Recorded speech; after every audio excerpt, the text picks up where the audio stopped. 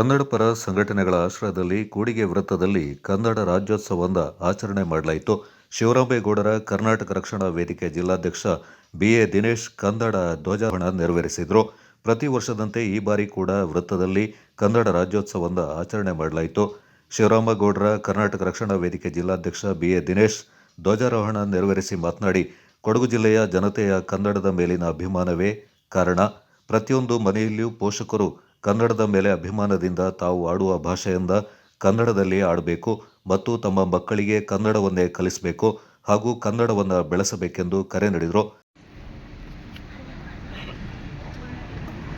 ಕನ್ನಡಿಗರು ನಾವು ಮಲಗಿರೋದಿಗೆ ನಮ್ಮ ಕಾಸರಗೋಡು ಕೈಬಿಟ್ಟು ಹೋಗಿರೋದು, ಮಹಾರಾಷ್ಟ್ರ ಕೈಬಿಟ್ಟು ಹೋಗಿರೋದು, ಕನ್ನಡ ಭಾಷೆ ಹಾಳಾಗಿರ್ತಕ್ಕಂಥದ್ದು, ಕನ್ನಡತನ ನಮ್ಮಲ್ಲಿದೆ, ನಾವು ಆಂಗ್ಲ ಭಾಷೆಗೆ ಮಾರು ಹೋಗಿರ್ತಕ್ಕಂಥದ್ದು. ಈ ನಿಟ್ಟಿನಲ್ಲಿ ಒಂದಷ್ಟು ಸಾಹಿತ್ಯಗಳನ್ನ ಕರೆದು ಒಂದು ಕನಿಷ್ಠವಾಗಿ ಕನ್ನಡ ಸಮಾರಂಭವನ್ನು ಆಚರಿಸಬೇಕು ಅಂತ ಹೇಳಿ ನಮಗೆ ಒಂದು ದಿಕ್ಸೂಚಿಯನ್ನು ಕೊಟ್ಟು ಈ ಕಾರ್ಯಕ್ರಮ ಸರಳವಾದಂಥ ಕಾರ್ಯಕ್ರಮವನ್ನು ಆಯೋಜನೆ ಮಾಡಿದ್ದಾರೆ. ಭಾರತದಲ್ಲಿ 80 ರಿಂದ 90 ಸಾಹಿತ್ಯ ಸಂಸ್ಥಾನಗಳು ಏನೊಂದು ರಾಜ್ಯವಾರು ವಿಭಾಗಗಳಾಗಿ ವಿಂಗಡಣೆ ಆಗಿರಲಿಲ್ಲ. ನಂತರದಲ್ಲಿ ಇದು ಆಯಾಯ ಭಾಷೆಗಳಿಗೆ ಅನುಗುಣವಾಗಿ ಒಂದೊಂದು ರಾಜ್ಯವನ್ನ ವಿಂಗಡಣೆ ಮಾಡಿ ಸಂವಿಧಾನದ ನಂತರ ಕಾರ್ಯಕ್ರಮ ಉದ್ಘಾಟಿಸಿ ಮಾತನಾಡಿದ ಪ್ರವೀಣ್ ಶೆಟ್ಟಿ ಕರವೇ ಜಿಲ್ಲಾಧ್ಯಕ್ಷ ದೀಪಕ್, 2000 ವರ್ಷಗಳ ಇತಿಹಾಸವಿರುವ ಕನ್ನಡ ಶ್ರೀಮಂತ ಭಾಷೆ. ಕನ್ನಡ ಬಿಟ್ಟು ಬದುಕುವ ಇಂದಿನ ಪರಿಸ್ಥಿತಿಯಿಂದ ಕನ್ನಡಿಗರು ಖಂಡಿಸಬೇಕಿದೆ ಎಂದರು. ರಾಜ್ಯವೆಂದು ಮರುನಾಮಕರಣವಾಯಿತು. ಅಲ್ಲಿಂದ ಇಲ್ಲಿವರೆಗೆ ನಾವು ನೋಡ್ಕೊಂಡು ಬರ್ತಾ ಇದ್ದೀವಿ. ಸುಮಾರು 2 ರಿಂದ 2.5 ಸಾವಿರ ವರ್ಷಗಳ ಇತಿಹಾಸ ಇರತಕ್ಕಂಥ ಕನ್ನಡ ಭಾಷೆ ಜಗತ್ತಿನ ಶ್ರೀಮಂತ 20 ಭಾಷೆಗಳಲ್ಲಿ ಒಂದೊಂದು ಹೇಳಲಿಕ್ಕೆ ನಿಜಕ್ಕೂ ನಮ್ಗೆಲ್ಲರಿಗೂ ಕೂಡ ಹೆಮ್ಮೆ ಅನ್ನಿಸ್ತದೆ. ಸಾಹಿತಿ ಭಾರದ್ವಾಜ್ ಕೆ ಆನಂದ ತೀರ್ಥ ಮಾತನಾಡಿ, ರಾಜ್ಯದಲ್ಲಿ ಆಡಳಿತ ನಡೆಸ್ತಾ ಇರುವ ಸರ್ಕಾರ ಕೂಡ ಕನ್ನಡ ಭಾಷೆ ಅಭಿವೃದ್ಧಿಗೆ ಮತ್ತಷ್ಟು ಯೋಜನೆಗಳನ್ನು ರೂಪಿಸಬೇಕೆಂದರು. ಸನ್ಮಾನ ಮಾಡ್ತಾ ಇದ್ದೀವಿ ಸರ್ ಅಂತ ಕೇಳಿದ್ರು. ಯಾರಿಗೆ ಅಂತ ಕೇಳಿದೆ.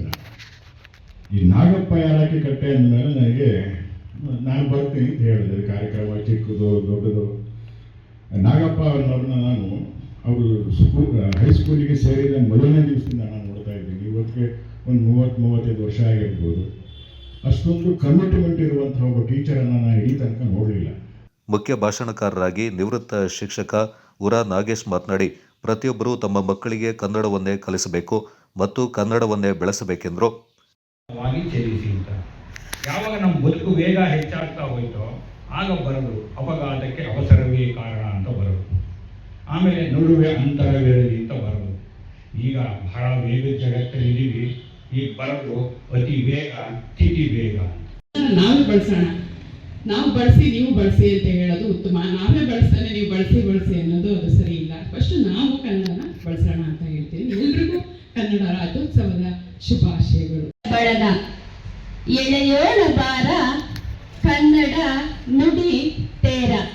ಆ ಕನ್ನಡ ನುಡಿ ತೇರನ್ನ ಎಳೆಯುತ್ತಿರುವಂತಹ, ನಡೆಸುತ್ತಿರುವಂತಹ, ಹಾಗೆ ಓಡಿಸುತ್ತಿರುವಂತಹ ಎಲ್ಲ ಕನ್ನಡ ಜೊತೆಗೆ ಉತ್ತಮ ಶಿಕ್ಷಕರು.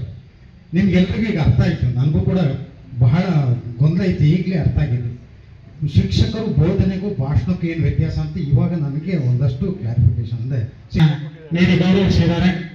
ನಿಮಗೆ ತುಂಬ ಹೃದಯದ ಧನ್ಯವಾದಗಳು ಸರ್. ನಮಗೆ ನಮ್ಮ ಕರೆಗಳಿಗೆ ಬಂದವರಿಗೆ ದೇವರು ಇನ್ನೂ 100 ವರ್ಷಗಳ ಕಾಲ ಬದುಕತಕ್ಕಂತಹ ಸ್ವಲ್ಪ ಚೂರ ಹತ್ರ ಇಲ್ಲ ಅಂತ ಹೇಳಿ ನಾನು ಅವರಿಗೆ ಅಭಿನಂದಿಸುತ್ತೇನೆ. ಇರ್ತಕ್ಕಂಥವರು ಇವರು ಸೀರಿಯಸ್ ನಮ್ಮ ಸಮಾಜಕ್ಕೆ ಅತ್ಯಮೂಲ್ಯವಾಗಿದೆ. ಈ ಪರಿಸರವನ್ನು ನಮ್ಮೆಲ್ಲ